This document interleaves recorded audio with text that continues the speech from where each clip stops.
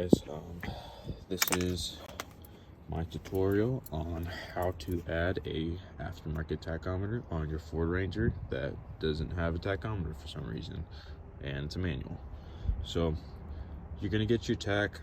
Some of them differ a little bit, but for the most part they're all pretty much the same. This one has 4 wires. There is one for a ground, which is black on mine. There is a red one, which is for the power source. There is a white one for the lights, and there's a green one for the tach itself to get the information and the RPMs. So what I did is I just mounted it, fished it through. Obviously I put the wire loom around, protected and stuff. Just comes out into the fuse box. This little compartment under here.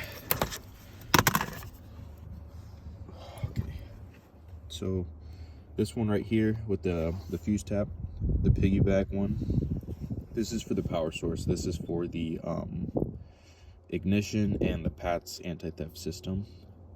So I just tapped into there. I'm pretty sure they say not to add one on this, for this size anyway, not to add a fuse that's bigger than 10 or 12 volts, and then have the one on the top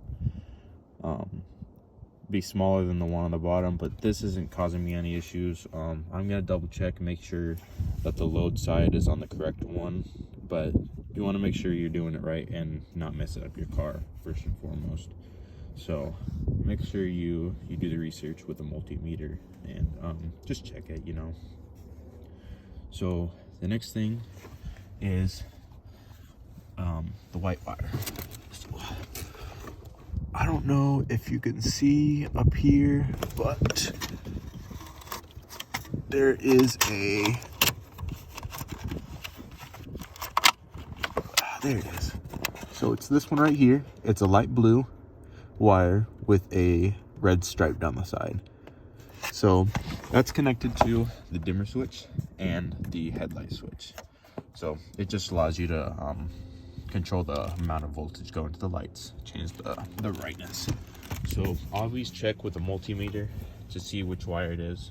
It should be the same for all Rangers. I don't know about other cars, but it should be the same for all Rangers. So just make sure with the multimeter that it's changing in voltage. So what you want to do is you want to ground it, obviously, but the positive side to the wire, and then mess with it. Just check it, see if it differs, and then check the other side on this one. So it's, like I said, it's going to be this that one right there with the little spice in it, and this is the white light wire for the tach. This green wire, which is for the information for the tach, the RPMs and stuff, this one goes up. You can't see it from up here, but it's going to be, I actually think this is the right one. That's not the right one, but it looks similar to that. So it's going to be behind the instrument cluster. There's, on mine anyways, this is a 2000 Ford Ranger 3.0 V6. I don't know if that changes anything. It should all be the same, but there is 3 wiring harnesses behind this. There's going to be one here, one here, one here. It's going to be on this side. It's going to be a tan with a yellow stripe wire. Now, it also is over here at the PCM. I don't know if you can see it in there, probably not, but it's the same wire. So you can go through there. You'll have to go through the firewall, but what I did is I just placed it into here using those wire taps. Now when you use these, if you're not soldering is preferred method. It's safer, it's a better connection. These are still good. It seems to be working fine. I would tape around it with some electrical tape just to make sure it's secure. But what you want to do with these ones is you want to make sure you're not stripping the wires on the end. Just leave them just like this, and that's going to give you the best connection. It's going to make sure it's snug in there, it's not falling out. So with these ones, because I made this mistake when I was first messing with them, is, just give me 1 second. Don't clamp it down with your hand. I know some people are gonna laugh at me, but What you want to do is you want to get it in there, just the wire, this is going to be the tan with the yellow stripe, this long wire going through. You're going to want to snap that in there, and then your white wire or green wire, the green wire is going to slide in as far as it can go in here. Don't strip it again. It's going to make sure the connection is more secure. It's going to make sure it's mounted correctly. Get some pliers and just crimp this down, this little butt connector thingy.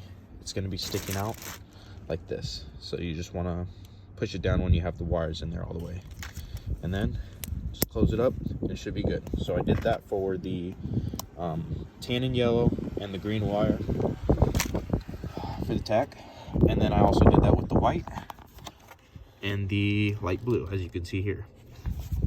So just make sure those are mounted securely. And for the black or the ground, no, it's not black, you can see it in there, but I took this wire, this is just some 16 gauge wire. I took it to the engine compartment right here, and I just fished it through. Make sure it's not chafing. Most importantly, you don't want it to short out or break, whatever. Again, shrink tubing up through there. This one was tricky to get through there, but I mean, it worked. So, and then I just connected it with little splice, just like this. So what I did before, I think this is what was causing the issue, why it wasn't working, but I had it, the ground anyways, it was connected to this bolt right here. Not a very good ground, so make sure your ground is good if you want to get the best results, or if you want to get any results. But yeah, I think that's it. So just make sure your taps are good, everything's protected. Make sure you do your research on which side is the load side, that way you're not blowing anything and breaking any more other than a circuit. I mean a fuse. Don't break a circuit. But yeah, make sure everything's protected, make sure everything's mounted good, make sure your ground is good.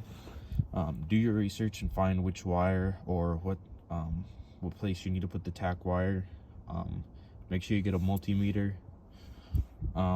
Yeah, that's how you do a aftermarket tachometer on a 2004 Ranger. Say goodbye, Lola.